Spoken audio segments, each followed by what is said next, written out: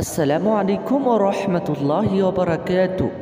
সব নামাজের পরে মোনাজাতের সময় আপনারা কোন দোয়াগুলো পাঠ করবেন, মোনাজাতের শুরুতে কী পড়বেন, শেষে কী পড়বেন, খুব সহজেই মুখস্থ করুন দোয়াগুলো। নবী করিম সাল্লাল্লাহু আলাইহি ওয়াসাল্লাম তিনি জানিয়ে দিয়েছেন, যদি কোনো ব্যক্তি মোনাজাতের সময় এই ভুলগুলো করে, আল্লাহ পাক রব্বুল আলামিন সেই ব্যক্তির মোনাজাতটাকে ফিরিয়ে দেন, কবুল করেন না। তাই আমি সকল মুসলমান ভাই ও বোনেদের কাছে আন্তরিক রিকোয়েস্ট করে বলবো, এই ভিডিওটি শেষ পর্যন্ত দেখবেন। যে সকল ভাই এবং বোনেরা এই চ্যানেলে নতুন আছেন, অবশ্যই চ্যানেলটিকে সাবস্ক্রাইব করবেন, লাইক কমেন্ট শেয়ার করতে ভুলবেন না। আজকে আমি আলোচনা করব মোনাজাতের সময় কোন দোয়াগুলো পাঠ করবেন, মোনাজাতের শুরুতে কী দোয়া পড়বেন, শেষে কী দোয়া পড়বেন, মোনাজাতের সময় কোন ভুলগুলো করলে মহান আল্লাহ তাআলা রব্বুল আলামিন আপনার মোনাজাতটাকে ফিরিয়ে দেবেন, কবুল করবেন না, সেটা নিয়ে আজকে আলোচনা করব। আলোচনাটা অবশ্যই শেষ পর্যন্ত দেখবেন।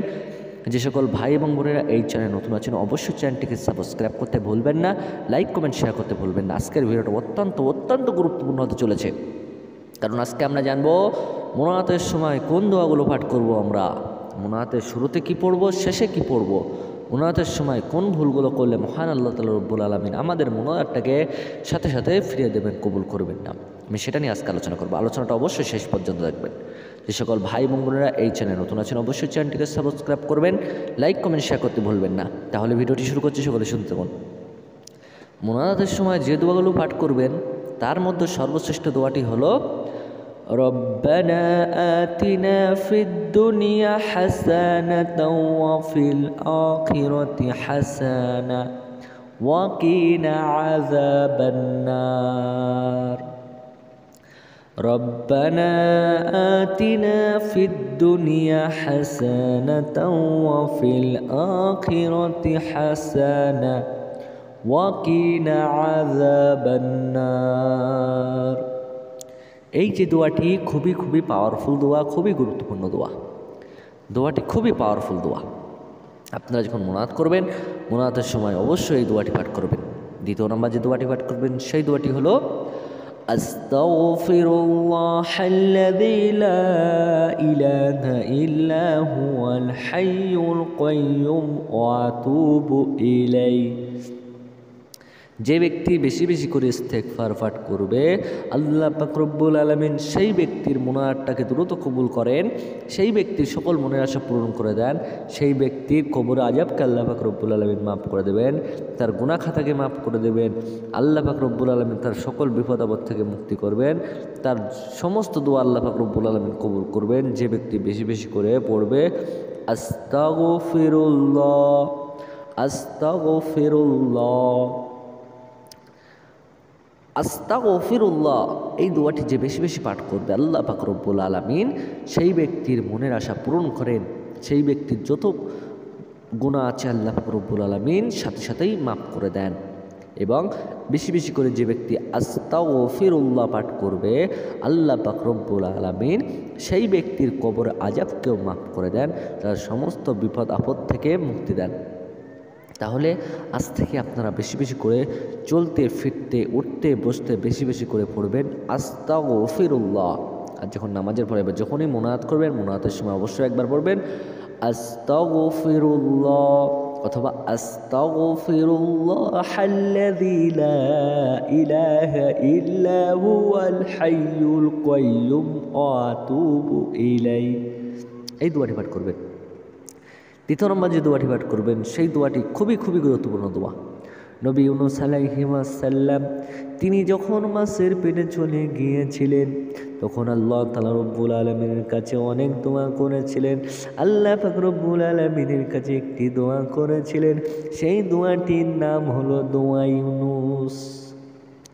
দোয়া ইউনূস নামে পরিচিত সেই দোয়াটি হলো লা ইলাহা ইল্লা আনতা সুবহানাকা ইন্নী কুনতু মিনাজ জালিমিন। এই দোয়াটি ইসমে আজম।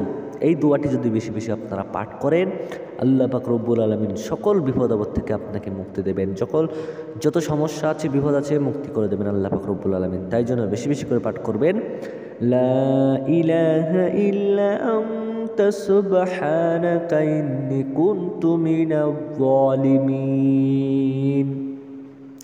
এবারে যে দোয়াটি বলবো এটা হলো পিতামাতার জন্য পড়তে হবে। সেই দোয়াটি হলো রব্বিরহামহুমা কামা রব্বায়ানি সগীরা। রব্বিরহামহুমা কামা রব্বায়ানি সগীরা। এই দোয়াটি যদি আপনারা বেশি বেশি পাঠ করেন, আল্লাহ পাক রব্বুল আলামিন আপনার পিতামাতার সকল গুনাহ মাফ করবেন। আল্লাহ পাক রব্বুল আলামিন আপনার পিতামাতাকে সকল প্রকার বালা মুসিবত থেকে মুক্তি দেবেন। এটা পিতামাতার জন্য দোয়া, অবশ্যই আপনারা পড়বেন। রব্বিরহামহুমা কামা রব্বায়ানি সগীরা। এবার আলোচনা করব যে দোয়াটি পাঠ করবেন সেই দোয়াটি খুবই খুবই গুরুত্বপূর্ণ দোয়া। দোয়াটি হলো লা হাওলা ওয়ালা কুওয়াতা ইল্লা বিল্লাহিল আলিয়্যিল আযীম। এবার আলোচনা করব মুনাজাতের শুরুতে কি পড়বেন, শেষে কি পড়বেন। নবী করিম সাল্লাল্লাহু আলাইহি ওয়াসাল্লাম হাদিস শরীফে জানিয়েছেন, যদি কোনো ব্যক্তি মুনাজাতের শুরুতে এবং শেষে এই দোয়াটি পাঠ না করে, আল্লাহ পাক রব্বুল আলামিন সেই ব্যক্তির মুনাজাতটাকে ফিরে দেন, কবুল করেন না। তাই জন্য আপনাদের এই ভুলটি করা চলবে না। মুনাজাতের শুরুতে এবং শেষে একবার দোয়াটি পাঠ করতে হবে। খুবই খুবই গুরুত্বপূর্ণ দোয়া। যখন আপনারা মুনাজাত করবেন অবশ্যই অবশ্যই মুনাজাতের সর্বপ্রথম একবার পড়ে নেবেন আলহামদুলিল্লাহি রাব্বিল আলামিন। একবার আল্লাহর শুকরিয়া আদায় করতে হবে। যে ব্যক্তি আল্লাহর শুকরিয়া আদায় করবে, আল্লাহ পাক রব্বুল আলামিন সেই ব্যক্তির যত প্রকার নিয়ামত আল্লাহ পাক রব্বুল আলামিন দিয়েছে, ধনসম্পদ যা কিছু দিয়েছে আল্লাহ আরও বাড়িয়ে দেবেন। আল্লাহ পাক রব্বুল আলামিন কোরআনে জানিয়েছেন, যদি তোমরা আমার নিয়ামতের শুকরিয়া আদায় করো তাহলে তোমাদের নিয়ামতকে আমি আরও বাড়িয়ে দেবো। আর যে ব্যক্তি আল্লাহর নিয়ামতের শুকরিয়া আদায় করে না, আল্লাহ পাক রব্বুল আলামিন তার নিয়ামতকে কমিয়ে দেন, ধ্বংস করে দেন। তাই জন্য এই ভুলটি করা চলবে না। আমরা অবশ্যই বেশি বেশি করে আল্লাহর শুকরিয়া আদায় করবো। আলহামদুলিল্লাহ, আল্লাহর শুকরিয়া আদায় করতে হবে। যে ব্যক্তি আল্লাহর শুকরিয়া আদায় করবে, আল্লাহ পাক রব্বুল আলামিন তার নিয়ামতকে বাড়িয়ে দেবেন। তাহলে জেনে নেন মুনাজাতের শুরুতে এবং শেষে কী পড়তে হবে। যখন মুনাজাতের শেষ করবেন এবং শুরু করবেন, শুরুর আগে একবার পড়বেন সাল্লাল্লাহু আলাইহি ওয়াসাল্লাম। আবার যখন মুনাজাতটা শেষ করবেন সাল্লাল্লাহু আলাইহি ওয়াসাল্লাম পড়তে হবে। যে ব্যক্তি মুনাজাতের শুরুতে এবং শেষে একবার দুরূদ শরীফ পাঠ করবে, আল্লাহ পাক রব্বুল আলামিন সেই ব্যক্তির মুনাজাতটাকে কবুল করেন, ফিরে দেন না। তাই জন্য আজ থেকেই এই ভুলটি করবেন না। এবার আলোচনা করব মুনাজাতের সময় যে ভুলটি করলে আল্লাহ পাক রব্বুল আলামিন আপনার দোয়াটাকে ফিরিয়ে দেন, কবুল করবেন না।